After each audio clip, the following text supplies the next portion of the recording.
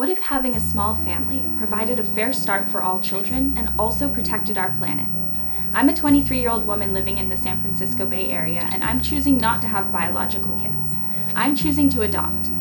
This mom is choosing to have a one-child family. So is this mom. First, with only one child, we can pool our collective resources, whether emotional, financial, educational, or recreational, into one human being. And they're encouraging others to have small families too. The power holders who benefit from unequal investment in children and growing inequality think things will never change because no one would be willing to change their personal family structure to benefit all children. But they're wrong.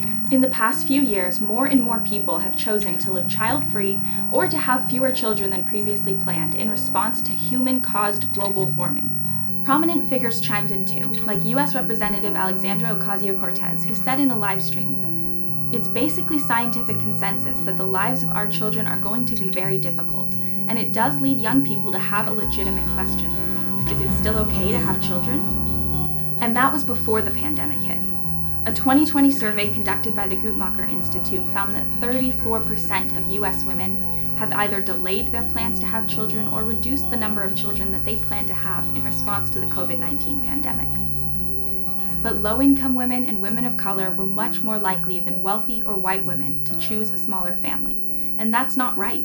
Those of us with the financial stability and the demographic privilege to be able to have larger families are exactly the people who should be willing to choose smaller ones. It's our obligation to participate in a cooperative system that shifts resources so that all children have a fair start. That's why I want to ask, would you be willing to have a smaller family if you knew our policies would shift to invest more in each child? We have the power to change the system if we speak up and demand it.